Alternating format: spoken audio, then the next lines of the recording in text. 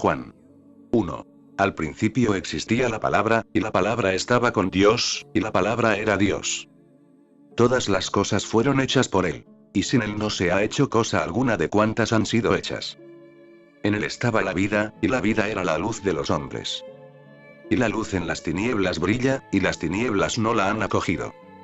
Apareció un hombre enviado por Dios. Su nombre era Juan.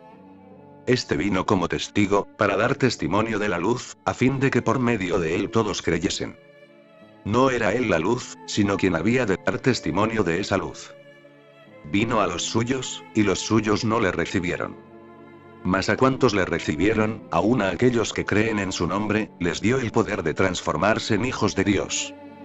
Y la palabra se hizo carne, y habitó entre nosotros y contemplamos su gloria, gloria como Hijo único del Padre lleno de gracia y de verdad. Y de su plenitud nosotros todos recibimos, y gracia por gracia. Pues la ley fue dictada por Moisés. Pero la gracia y la verdad vinieron a través de Jesús el Cristo.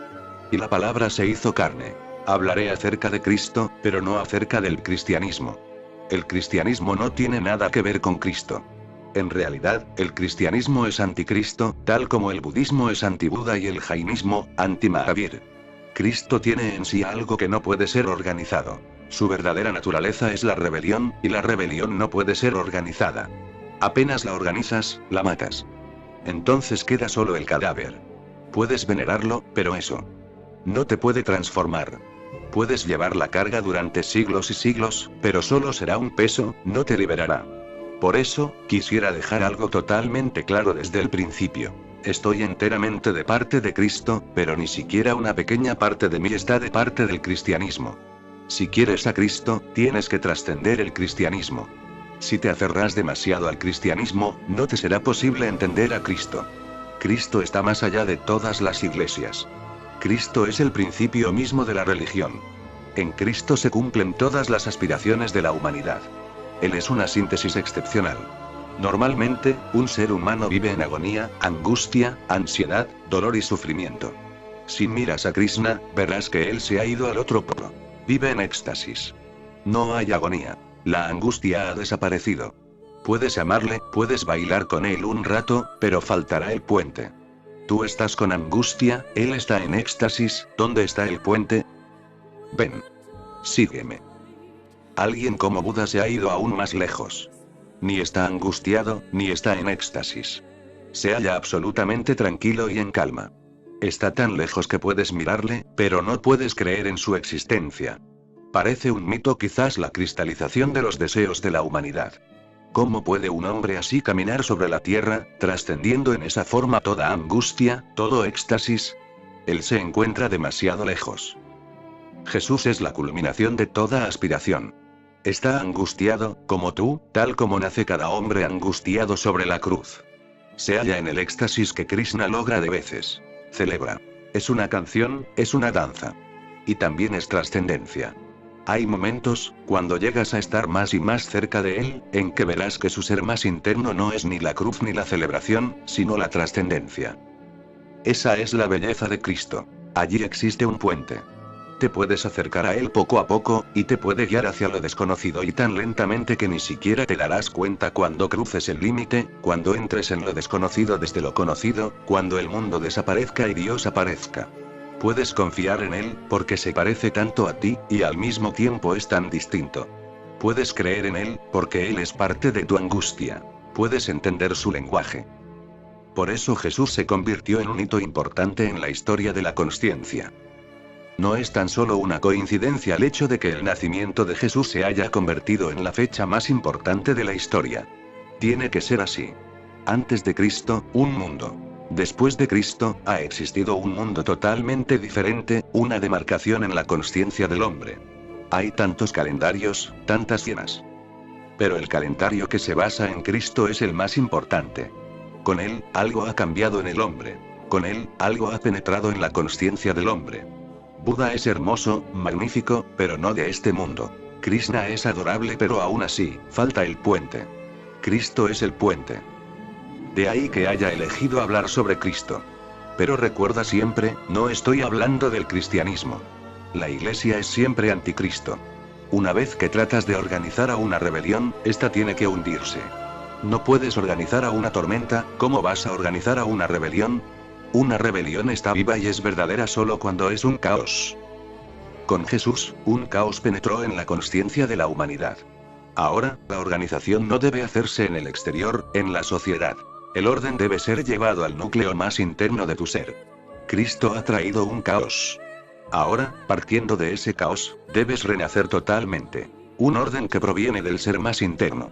No una nueva iglesia, sino un hombre nuevo. No una nueva sociedad, sino una nueva consciencia humana. Ese es el mensaje. Y estas palabras del Evangelio de San Juan debes haberlas oído tantas veces, has debido leerlas tantas veces. Se han convertido en algo casi inútil, sin sentido, insignificante, trivial. Han sido repetidas tantas veces que ahora no repica ninguna campana en tu interior cuando las oyes. Pero estas palabras son tremendamente poderosas. Puede que hayas perdido su significado. Pero si llegas a estar un poco alerta, consciente, puedes recuperar el significado de estas palabras. Será necesario un esfuerzo para recuperar el significado, similar al que es necesario para reclamarle un terreno al océano. El cristianismo ha cubierto estas hermosas palabras con tantas interpretaciones que la frescura original se ha perdido, a través de las bocas de los sacerdotes, que simplemente repiten como loros sin saber lo que están diciendo. Sin saber, sin dudar, sin temblar ante la santidad de estas palabras. Simplemente, repiten palabras como robots mecánicos. Sus ademanes son falsos, porque todo ha sido entrenado. Una vez fui invitado a una universidad teológica cristiana. Me sorprendí cuando me mostraron el establecimiento. Es una de las universidades teológicas más grandes de la India. Cada año preparan entre 200 y 300 sacerdotes y misioneros cristianos un entrenamiento de 5 años. Y todo debe ser enseñado. Incluso cómo pararse en el púlpito, cómo hablar, dónde dar más énfasis, cómo mover las manos, todo debe ser enseñado. Y entonces todo se vuelve falso. Entonces, la persona solo está haciendo ademanes vacíos. Estas palabras son como el fuego, pero a través de siglos de repetición del oro, se ha acumulado mucho polvo alrededor del fuego. Mi esfuerzo consistirá en descubrirlas de nuevo. Deben estar muy alertas, porque estaremos pisando un terreno bien conocido de una manera muy desconocida, pisando un territorio muy conocido con una actitud muy diferente y totalmente nueva. El territorio será viejo. Me esforzaré por darte una nueva consciencia para verlo. Me gustaría prestarte mis ojos para que pudieras ver las cosas viejas con una nueva luz. Y cuando tienes nuevos ojos, todo se vuelve nuevo. Escucha. Al principio existía la palabra, y la palabra estaba con Dios, y la palabra era Dios. Los Upanishads se pueden sentir pobres, los Vedas pueden sentir envidia. Al principio existía la palabra.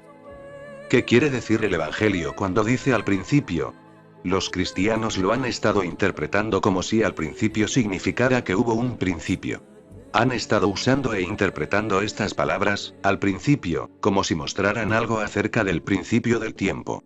Pero, sin tiempo, ¿cómo puede haber un principio? Para empezar, en primer lugar será necesario el tiempo. Si el tiempo no existía, entonces ¿qué quieres decir con al principio?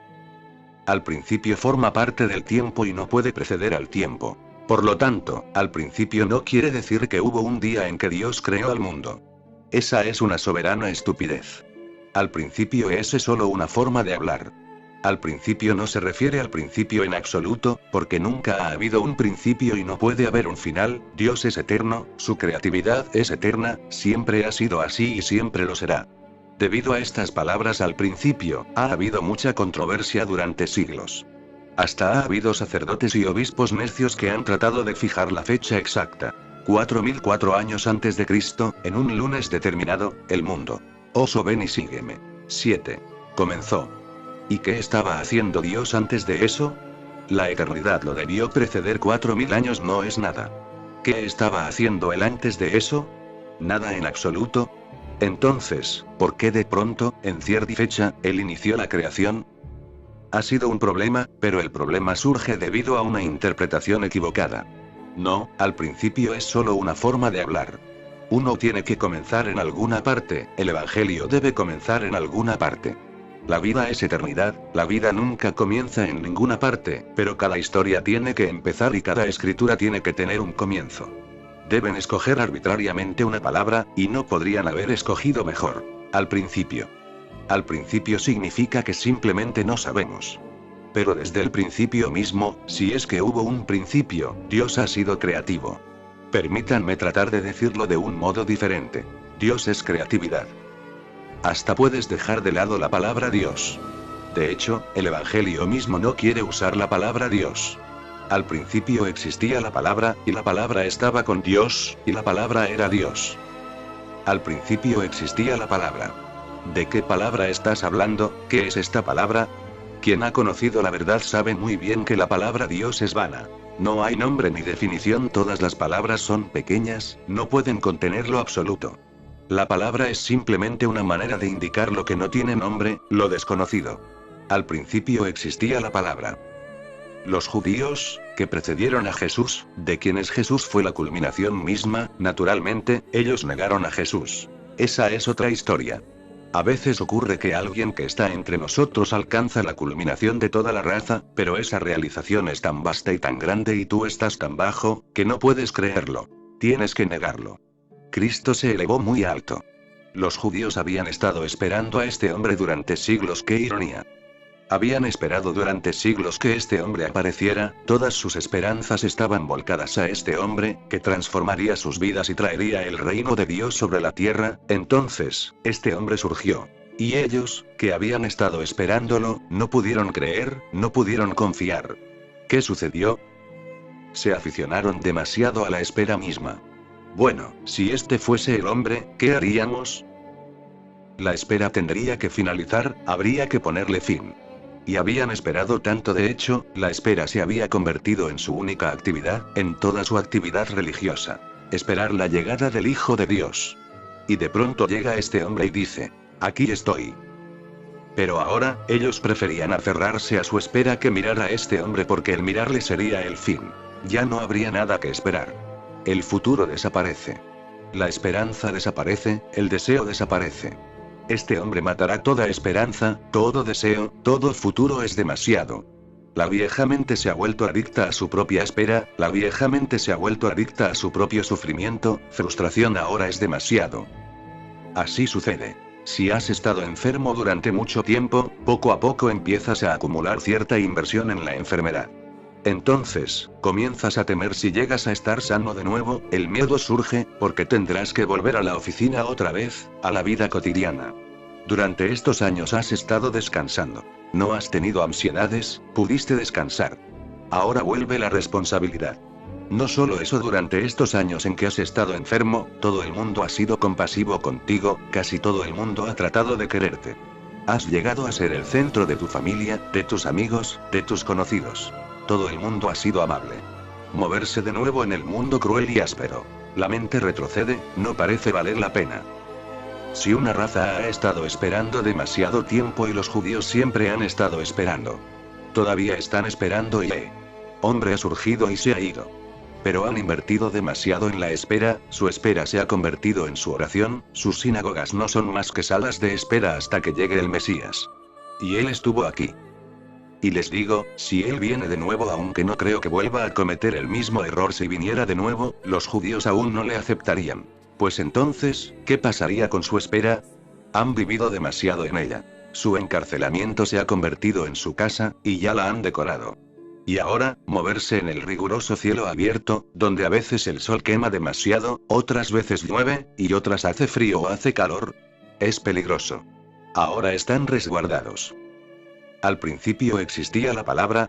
Los judíos han enfatizado insistentemente que el nombre de Dios no debería ser pronunciado, porque es algo para guardar muy profundamente dentro del corazón. Pronunciarlo es hacerlo profano. Decirlo es hacerlo formar parte del lenguaje y del mundo corrientes. Decirlo una y otra vez es hacer que pierda su significado e importancia. Si amas a alguien y todo el día le estás diciendo, te amo muchas veces, y gozas diciéndolo, al principio puede que la otra persona se sienta feliz, pero tarde o temprano va a ser demasiado. Te amo, estás convirtiendo una hermosa palabra en algo inútil. No la uses demasiado. Entonces es importante, entonces lleva un significado. De hecho, puede que los que están realmente enamorados no la usen en absoluto. Si el amor no es obvio, no se puede verbalizar, no hay necesidad de decirlo. Y si es obvio, ¿para qué decirlo? Debería haber unas pocas palabras claves que utilices muy poco, muy de vez en cuando.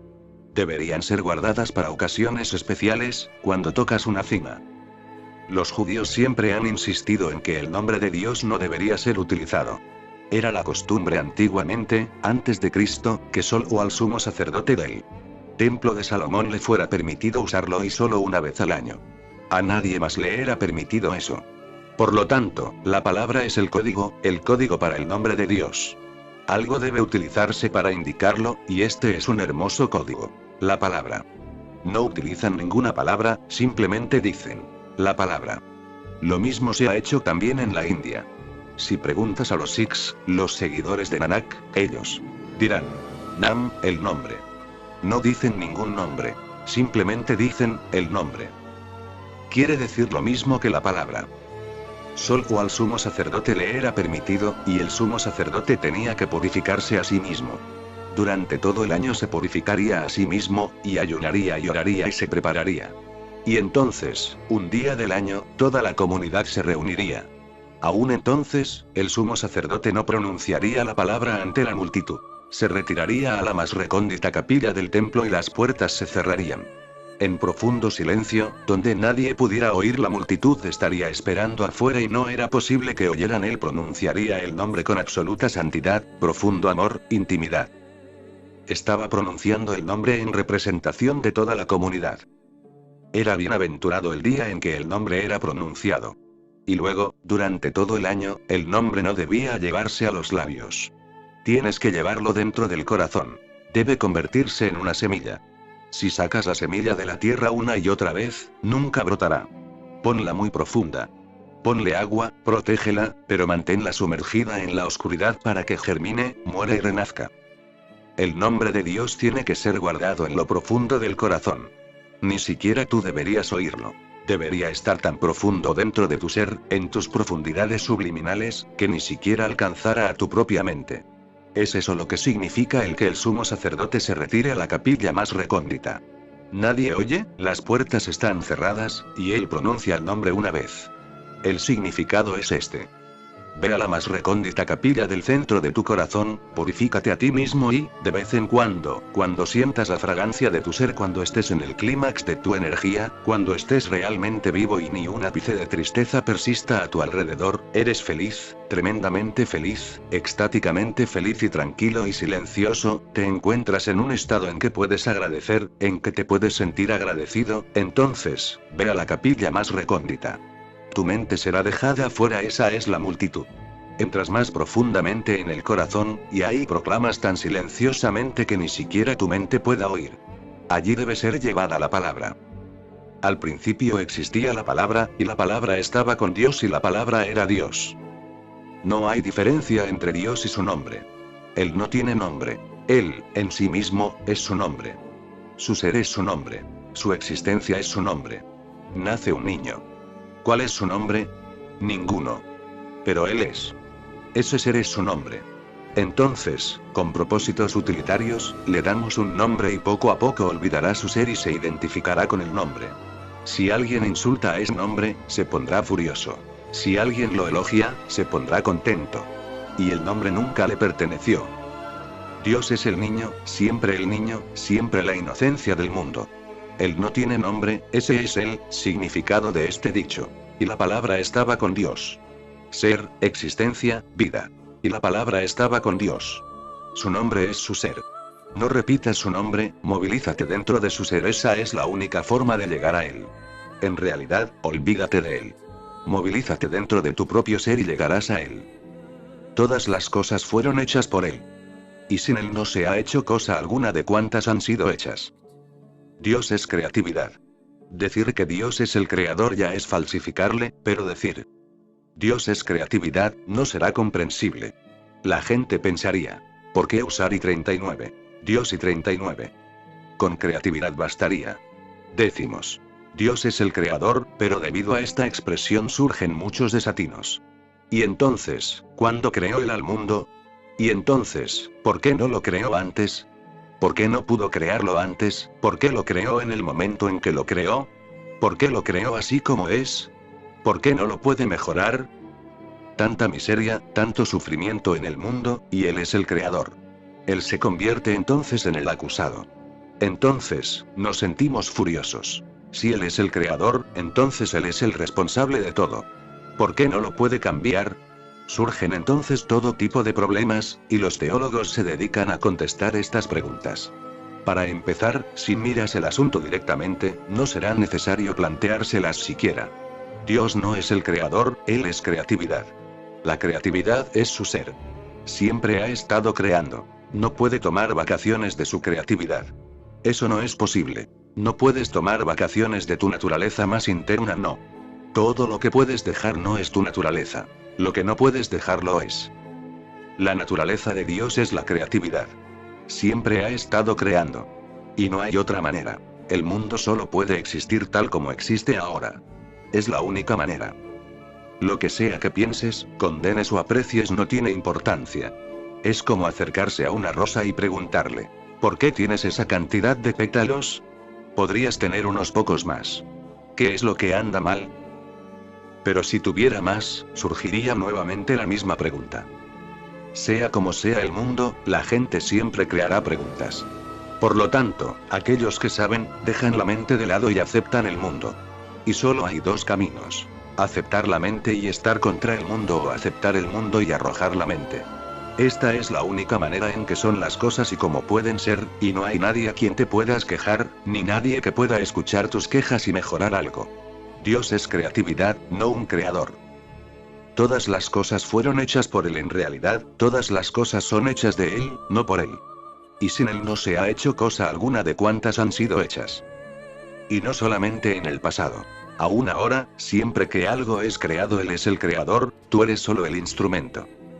Pintas un cuadro o escribes una canción, ¿qué crees? ¿Que eres el creador? En el momento de profunda creatividad desapareces, Dios entra nuevamente en escena. Por lo tanto, no es una cuestión del pasado. Donde quiera y cuando quiera que la creatividad se presenta, es siempre a través de Él. Pregunta a todos los grandes poetas. Dirán que siempre que los grandes poemas descienden sobre ellos, eran, a lo más, receptores pasivos. Sucedió. Ellos no fueron los creadores. La idea de que puedes crear es simplemente tu ilusión. Toda la creatividad le pertenece. Aún a través de ti, todo lo que es creado, Él lo crea. Comprender esto es un gran esclarecimiento. Al entender esto, el ego desaparece. Comprender esto es permitirle al tomar total posesión de ti. Te conviertes en un instrumento. Y de pequeñas cosas, grandes cosas llegan a ser posibles. Entonces Él se mueve a través de ti. Si tú danzas, Él danza. A lo más, eres el terreno donde Él danza. Cuando cantas, Él canta. A lo más, tú eres la flauta vacía que se vuelve un canal para ello. A lo más, tú puedes permitir es siempre el quien está haciendo las cosas. A esto me refiero cuando digo flota, cuando digo fluye con el río. Permite que su creatividad fluya a través de ti. No impongas ningún patrón sobre él. No impongas tu voluntad. Si puedes permitirte a ti mismo estar totalmente poseído, no hay sufrimiento, y dejas de ser un ser humano. El Jesús que hay dentro de ti se ha convertido en Cristo en el instante mismo en que permites la posesión total. Desaparece entonces el Jesús y aparece el Cristo. Cristo es el principio. Jesús es el hijo del carpintero José. Jesús desapareció en un momento determinado y Cristo entró. Cristo significa simplemente que ahora el hombre dejó de ser hombre, y está ahora poseído por Dios. Al igual que cuando alguien se vuelve loco y dices, este hombre ha enloquecido, puedes decir, este hombre está y 39. Endiosado y 39. El hombre dejó ya de estar allí. En él estaba la vida. Y la vida era la luz de los hombres. Dios es la única existencia, el único ser. La única vida que hay, la única danza que existe. El único movimiento, la única energía que hay. En el océano y en las olas. En el mundo ilusorio y en la verdad, en los sueños y en el soñador, la única energía que hay es Dios. Todo es Él. Él es todo. En Él estaba la vida, y la vida era la luz de los hombres. Y cuando sea que llegas a entender esto, que Él es la única vida, tu vida se ilumina. Y entonces, estás lleno de luz. Dios es vida.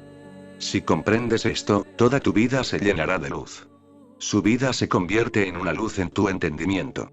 Cuando su vida se refleja en tu interior, se convierte en luz. Y la luz en las tinieblas brilla. Y las tinieblas no la han acogido. Y la luz brilla a tu alrededor. La vida te rodea por todas partes, en los pájaros, en los árboles, en el río. La vida te rodea por todas partes, no existe nada más, estás viviendo en el océano de la vida. Fuera y dentro, adentro y afuera, solamente la vida burbujea. Una gran corriente de vida, y eres como un pez dentro de ella. Y la luz en las tinieblas brilla. Y las tinieblas no la han acogido. Tú no la acoges. Aún estás identificado con la oscuridad, tus ojos están aún cerrados. Estás ciego. Esto es algo hermoso que comprender. Apareció un hombre enviado por Dios. Debía ser así. Estas son parábolas, pero yo digo que debía ser así, porque ¿cómo puede un hombre que ha vivido en la oscuridad ser capaz de llegar a la luz por sí mismo, solo? Necesitará a un maestro. Si estás profundamente dormido, ¿cómo vas a despertarte a ti mismo? Parece imposible. Se requiere a alguien que ya esté despierto para sacarte de tu sueño, para darte una sacudida, de modo que la aguja de tu inconsciencia se salga fuera del surco y tome una nueva ruta. Por un instante, abres los ojos y miras. Apareció un hombre enviado por Dios. Su nombre era Juan. A menos que Dios mismo vaya a hacerlo, parece casi imposible que logres darte cuenta de qué es qué. Por lo tanto, todas las religiones del mundo, los hindúes los llaman avatares. Dicen, el hombre, por sí solo, es tan indefenso que Dios tiene que descender. Avatar significa, el descenso de Dios, él mismo tiene que venir a despertarte. Esto simplemente muestra cuán profundamente dormido estás, nada más, no es que tengas que creer fanáticamente que Dios desciende. Solo muestra que estás tan profundamente dormido que, a menos que Dios descienda, no pareces tener posibilidades, y si a veces despiertas, eso solo demuestra que Dios ha descendido a despertarte. Apareció un hombre enviado por Dios. Su nombre era Juan. Este vino como testigo, para dar testimonio de la luz, a fin de que por medio de él todos creyesen. Estoy aquí. Si puedes verme, llegarás a confiar en cosas que no habías sido capaz de darte cuenta por ti mismo. A través de mí, puedes tener un vislumbre de lo que todavía no ha sido visto. Y Dios es lo que no ha sido visto. Se necesita a alguien que pueda ser un testigo, que pueda dar testimonio, que pueda decir, sí, yo le conozco, que pueda resonar en tus profundidades, que te pueda dar el sabor, a través de su contacto, de que sí, Dios existe. Dios nunca puede ser solo una creencia, porque una creencia será impotente. Su naturaleza será intelectual, mental, pero no te transformará. Puedes acarrear la creencia durante toda tu vida. Será parte de tu chatarra, no te transformará. La confianza, la fe, son diferentes.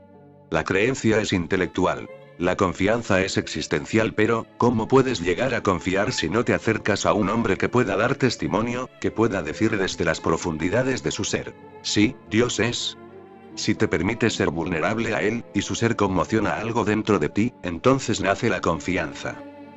Este vino como testigo. Juan se transformó en un testigo, para dar testimonio de la luz, él ha conocido la luz, él viene de la luz.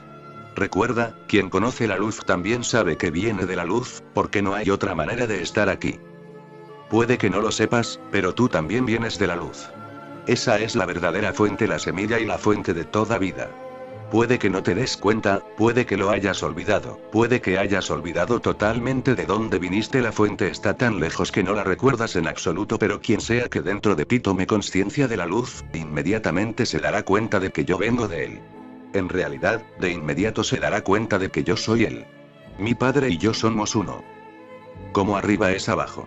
Proclamará, al igual que los profetas de los Upanishads han proclamado, Aham Brahmasmi, yo soy eso. Cero dirá, como Mansor, Anazaak, yo soy la verdad. O, como Jesús, yo y mi padre somos uno. Jesús dice, si confías en mí, has confiado en aquel que me ha enviado. Si me amas, has amado al que no conoces. Este vino como testigo, para dar testimonio de la luz, a fin de que por medio de él todos creyesen. Juan es una puerta, una ventana. A través suyo, puedes tener un vislumbre de las lejanas cimas del Himalaya. No era él la luz, sino quien había de dar testimonio de esa luz. Esto tiene que ser entendido, esta es una de las cosas realmente significativas. Siempre que llega un hombre como Jesús, es precedido por alguien que prepara el terreno. Tiene que ser así, porque se necesita un terreno ya preparado. La vida es una profunda continuidad. Todo está conectado, todo es una unidad. Juan vino a preparar el terreno porque habían muchas malezas. La hierba estaba creciendo, 1001 tipos de árboles repletaban la tierra. Tenían que ser cortados, quitar las malezas, cambiar la tierra. Solo entonces podría venir el jardinero a sembrar las nuevas semillas. Siempre hay alguien que precede a un hombre como Jesús. Así dice el Evangelio. No era él la luz, sino quien había de dar testimonio de esa luz. Él vino a preparar el terreno. Vino a los suyos, y los suyos no le recibieron. Ha venido a ayudar. Ha venido a satisfacer las aspiraciones de siglos. Ha venido a lo que era suyo y los suyos no le recibieron. Esto es algo muy irónico, pero siempre ha sucedido así. Jesús nació judío y estos no le aceptarán. Buda nació hindú, y estos no le aceptarán. Siempre ha sido así. ¿Por qué? Porque siempre que nacen hombres como Jesús o Buda, suponen tal rebelión que todo lo establecido se estremece. El hombre corriente vive en el pasado y para el hombre corriente el pasado es más importante, porque ya está establecido, es sólido. Tiene muchos intereses en el pasado, mucha inversión en el pasado. Por ejemplo, si de repente me acerco a ti y te digo que la manera en que has orado es incorrecta, y has estado orando de esa manera durante 50 años, entonces es mucho lo que está en juego. El creerme supondrá poner en duda 50 años de tu propia vida. El creerme equivale a aceptar que has sido un bobo durante 50 años. Es demasiado. Lucharás, te defenderás. Y cuando es cuestión de raza, durante miles de años, una raza completa ha estado haciendo ciertas cosas. Y entonces, llega un Jesús y pone las cosas patas arriba. Todo es nuevamente un caos. Disuelve todo lo que está establecido, arranca todo lo que se creía importante, crea confusión. Tiene que hacerlo así, porque te trae la cosa verdadera. Pero durante siglos has creído que la verdad era otra. ¿Qué elegir? ¿Jesús o tu propio y prolongado pasado? ¿Qué elegir? ¿Jesús o la tradición? ¿Sabes de dónde viene la palabra tradición? Viene de la misma raíz que la palabra comercio. También viene de la misma raíz que la palabra traidor. La tradición es un comercio, es un negocio y la tradición es también una traición. La tradición cree en ciertas cosas que no son verdad. La tradición traiciona a la verdad. Por lo tanto, cuando la verdad aparece, hay conflicto. Lo puedes ver aquí. He nacido jaina, pero ellos no me aceptarán. Aquí puedes encontrar cristianos, judíos, maometanos, hindúes, budistas, pero muy pocos jainas. A ellos les es imposible aceptarme. Vino a los suyos, y los suyos no le recibieron. Los jainas están demasiado en mi contra. Los hindúes también lo están, aunque en menor grado. Pero los cristianos no, los judíos en absoluto. Cuanto más te alejas, menor es el antagonismo. Nací jaina. Los jainas son una pequeña comunidad, rodeada de hindúes por todas partes. Los jainas son casi hindúes. Por lo tanto, los jainas serán muy antagónicos, los hindúes un poco menos y los maometanos, cristianos y judíos no tanto. Cuanto más te alejes, menor será el antagonismo. De ahí que puedas entender por qué aquí hay tanta gente de tantos países diferentes, y, sin embargo, no hay muchos indios. Con los indios hay un problema. Su tradición está en peligro. Si creen en mí, su tradición, tendrán que perderla. Por eso, cerca de mí verás más gente joven que gente mayor. Porque la gente joven no tiene mucha inversión en el pasado. De hecho, un joven se halla en busca del futuro, y un viejo, en busca del pasado. Un joven tiene un futuro. El viejo solo tiene el pasado. El futuro significa muerte. Toda su vida es pasado. Por tanto, cuando un hombre de 70 viene a mí resulta muy difícil cambiarle, porque 70 años se me oponen. Cuando viene un muchachito de 7, un pequeño Siddhartha, no hay nada contra lo cual luchar. Puede entregarse en forma total, no hay nada, no tiene pasado, solo futuro. Puede aventurarse, puede arriesgarse. No tiene nada que perder. Pero un viejo tiene mucho que perder. Por eso, si viene un erudito, uno que sabe demasiado sin saber, tendrá que luchar mucho, producirá todo tipo de discusiones, se defenderá. Tiene mucho que perder. Pero cuando llega un hombre inocente que dice, no sé mucho, es fácil, porque está dispuesto a dejarse ir. Vino a los suyos, y los suyos no le recibieron. Mas a cuantos le recibieron, aun a aquellos que creen en su nombre, les dio el poder de transformarse en hijos de Dios. ¿Y la palabra se hizo carne? Muy poca gente se acercó a él. Juan vivió cerca del río Jordán, en la intemperie, fuera de ciudades y pueblos. Los que realmente quisieran transformarse le buscarían y llegarían hasta él. Muy pocos fueron, pero aquellos que lo hicieron, aun a aquellos que creen en su nombre, les dio el poder de transformarse en hijos de Dios. Aquellos que pudieron confiar fueron transformados. Y él preparó el terreno. Estos serían los primeros que estarían preparados para la aparición de Jesús. Y la palabra se hizo carne, y habitó entre nosotros. Y contemplamos su gloria, gloria como Hijo único del Padre, lleno de gracia y de verdad. Y la palabra se hizo carne, una de las frases más hermosas del Evangelio, y habitó entre nosotros. Con Jesús, es como si la palabra se hubiese convertido en carne. Dios se ha convertido en hombre. El secreto se ha abierto. Lo oculto ha sido revelado. El misterio se ha convertido en una verdad abierta. Todas las puertas del templo están abiertas.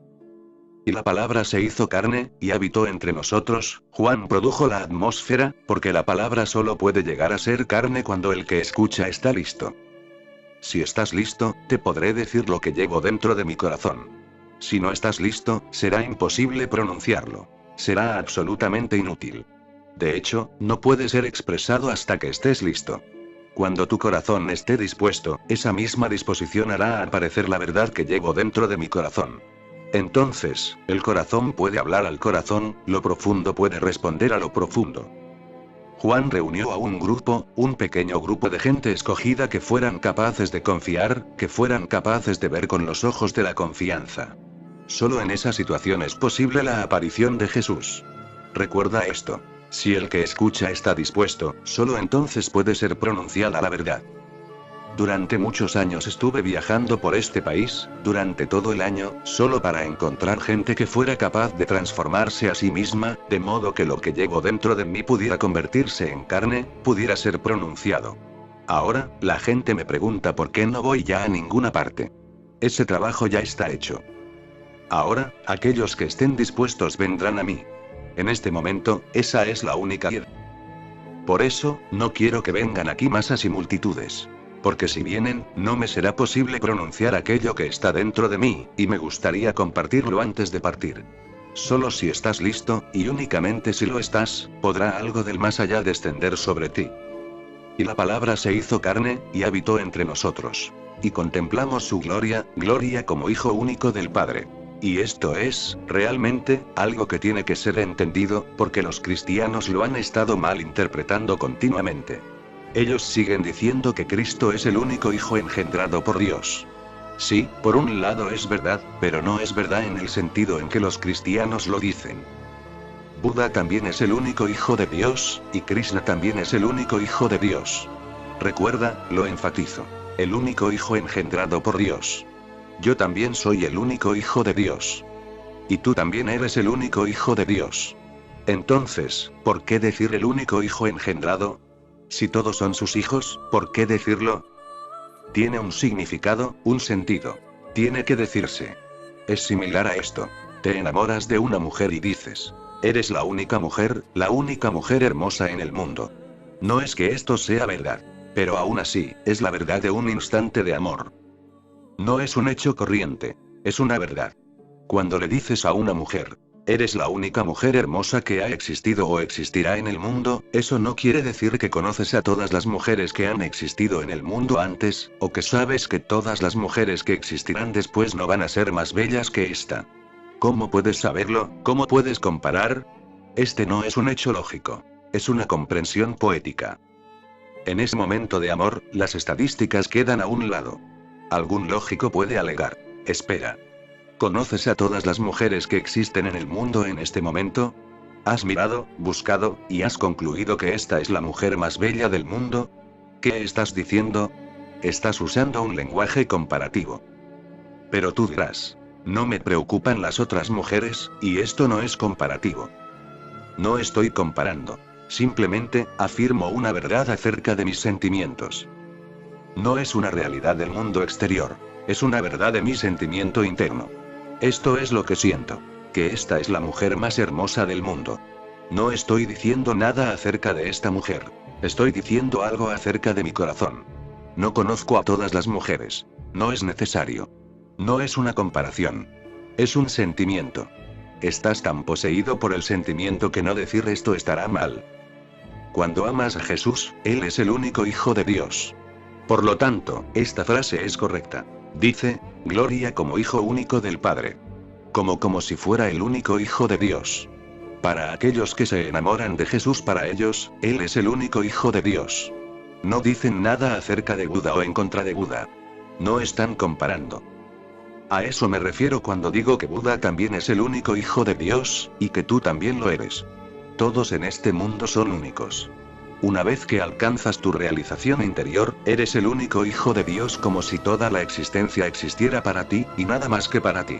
Los árboles florecen para ti y los pájaros cantan para ti y los ríos fluyen para ti y las nubes se juntan para ti.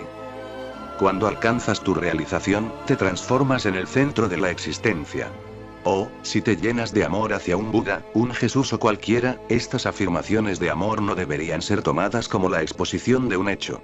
Son realizaciones poéticas. No puedes discutirlas. No son en absoluto discutibles. Son afirmaciones del corazón. Y la palabra se hizo carne, y habitó entre nosotros, lleno de gracia y de verdad. Cuando la verdad existe, hay gracia. Y cuando hay gracia, hay verdad. Trata de entender esto. Solo puedes poseer la gracia si eres verdadero. Si tienes alguna mentira dentro de ti, esa mentira perturbará tu gracia, esa mentira será venenosa para tu belleza, porque esa mentira tiene que estar oculta, reprimida. A nadie se le permitirá conocerla. No puedes estar abierto. Estarás cerrado por la mentira. Si engañas, no puedes ser libre y fluido. Estarás estancado con tu engaño. Por lo tanto, no digo que las mentiras sean malas porque hagan daño a los demás, no. Son malas porque perderás tu propia gracia. Los engaños no son malos porque engañes a los demás. Son malos porque perturbarán tu flujo, y no estarás fluyendo. Te empezarás a helar. Estarás estancado, muerto, en muchos puntos. Tendrás bloqueos en tu ser. Mira a un niño. Cada niño tiene gracia. Y después, ¿dónde desaparece la gracia? Si cada niño trae gracia al mundo, ¿en dónde desaparece? Poco a poco ésta se desvanece, y entonces todos se vuelven feos y sin gracia. Muy rara vez encontramos a alguien que sea capaz de ser tan agraciado como lo era cuando niño. ¿Qué sucede? ¿Por qué un niño es agraciado? ¿Has visto a algún niño del que puedas decir que es feo? No, eso no existe. Un niño feo, imposible. Todos los niños son bellos, incondicionalmente hermosos. Están fluyendo, y son verdaderos. Cuando quieren llorar, lloran. Cuando quieren reír, ríen. Cuando están furiosos, están furiosos. Cuando están amorosos, están amorosos. Son verdaderos en cada momento, nunca engañan. Pero pronto aprenden la política. Pronto aprenderán que a mamá le gusta que yo sonría. Si sonrío es más fácil persuadirla, es más fácil manipularla. Un niñito se está convirtiendo en un político. Él espera. Puede estar furioso por dentro, pero cuando la madre se acerca sonríe, porque esa es la única manera de conseguir el helado. Ahora la sonrisa es falsa, y una sonrisa falsa es fea, porque el ser total no está implicado en ella. Es algo pintado desde afuera. Y luego, más y más cosas serán pintadas, más y más personalidades se juntarán, y la esencia se perderá. Así te vuelves feo. La verdad y la gracia van siempre unidas. La verdad es gracia, y la gracia es verdad. El Evangelio capta el punto exacto del ser de Jesús. Verdad y gracia.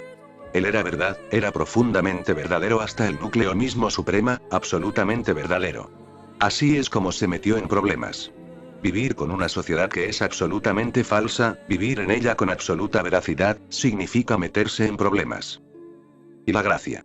Él no era ni un político ni un sacerdote. Simplemente, amaba la vida y la vivía.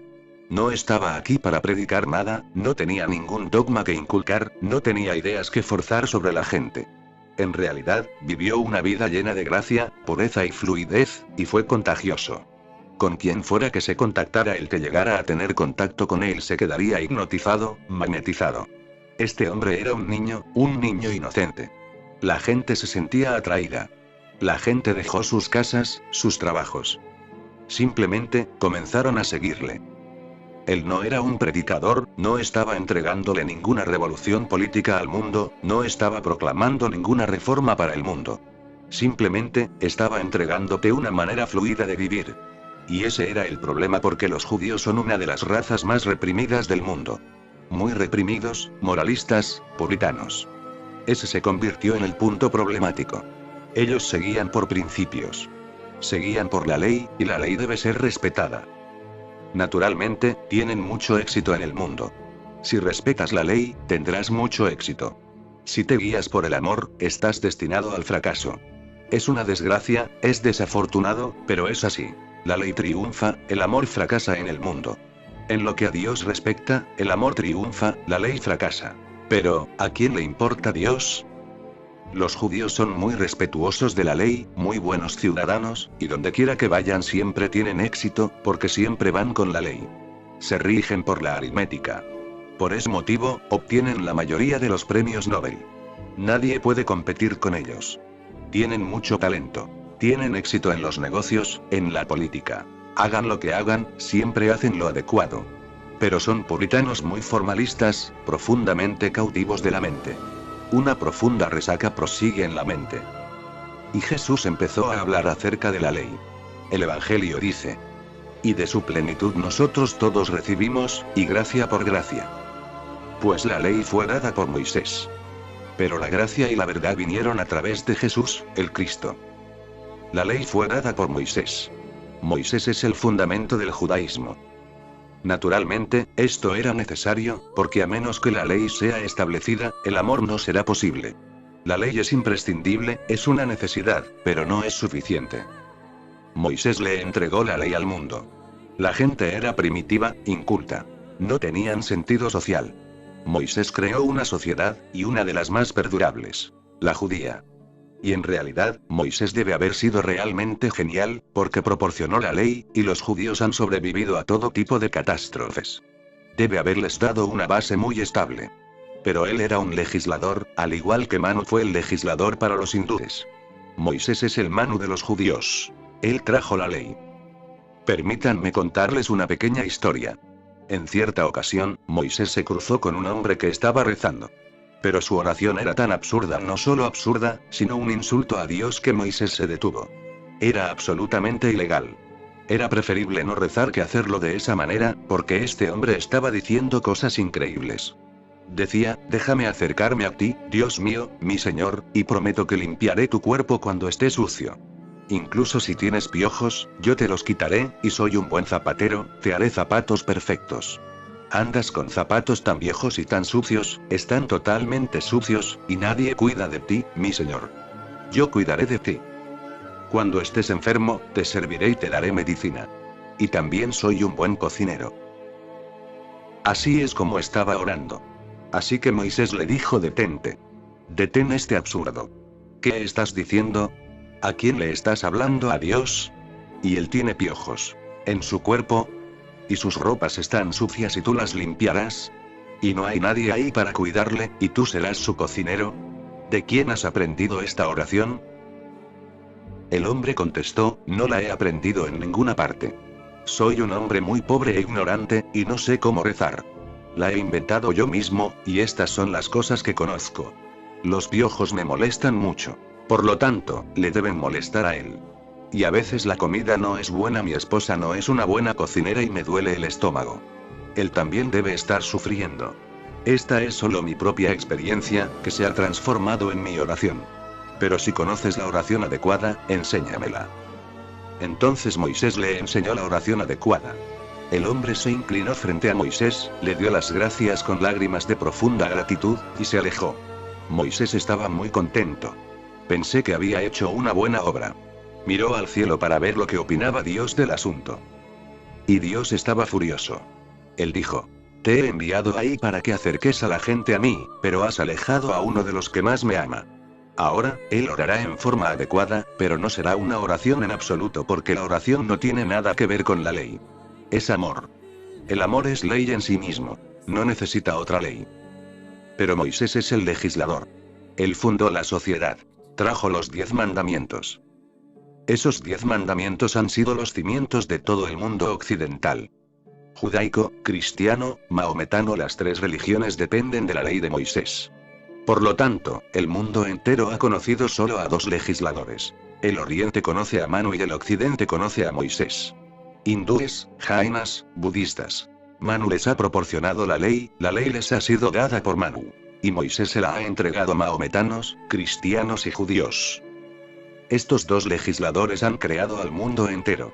Y debe haber algo en ello. Ambos nombres empiezan con M, Manu y Moisés. Y luego llega Marx, que es la tercera M. China y Rusia a ambas les entregó las leyes. Estos son los 3 grandes M. Legisladores. Pues la ley fue dada por Moisés. La ley es para la sociedad. El amor es para el individuo. La ley se refiere a cómo te comportas con los demás.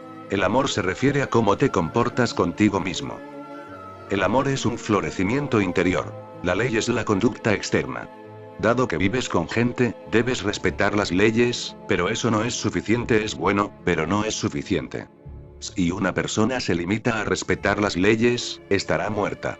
Será un buen ciudadano, pero estará muerto. La ley puede ser el fundamento de la sociedad, pero no puede ser el edificio mismo. Puedes vivir según la ley, pero no puedes vivir en ella. No te da suficiente espacio. Para eso, el amor es necesario. Jesús fue la realización de Moisés. Jesús estaba completando lo que inició Moisés, pero los judíos le negaron. Lo que Manu inició lo estaba completando Buda, pero los hindúes te negaron. Marx aún necesita a un Buda o a un Jesús en el mundo. Él vendrá algún día, pero los comunistas le negarán. Comienzan a centrarse en la ley. Y desde ese punto de vista, el amor parece estar en contra de la ley. Y en realidad, la ley solo es necesaria para que el amor pueda llegar a ser posible. La ley es necesaria para que la gente pueda vivir en paz y en amor. La ley no es, en sí, el fin. Es el medio. El amor es el fin. Pero cuando la gente se vuelve demasiado obediente de la ley, hasta el amor mismo parece ilegal. Y se vuelven temerosos del amor, porque quién sabe, estás recorriendo un sendero peligroso. El amor es locura. La ley, cálculo. La ley es confiable, la sociedad puede decidir con ella. Pero el amor no es confiable, ¿quién decidirá? El amor no conoce reglas. No es aritmética, es poesía. Es peligroso.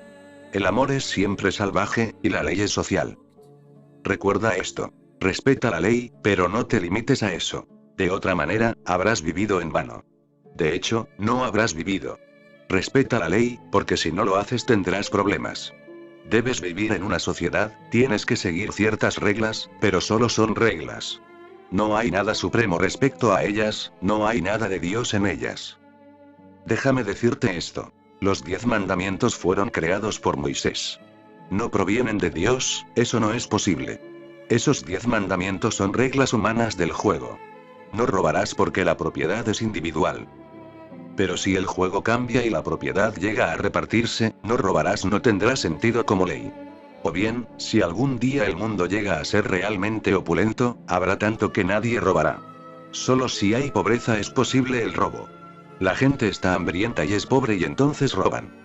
Pero si la sociedad es rica como va a serlo algún día y hay demasiadas cosas, todo lo que necesites, hay más disponible, entonces, ¿quién será ladrón? El mandamiento desaparecerá en ese momento. Ya no será necesario. Los 10 mandamientos son sociales.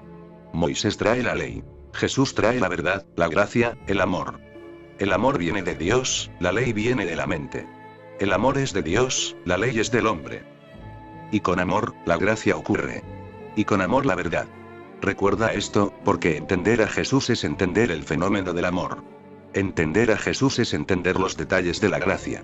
Entender a Jesús es entender la verdad. Recuerda, si puedes entender la verdad libera.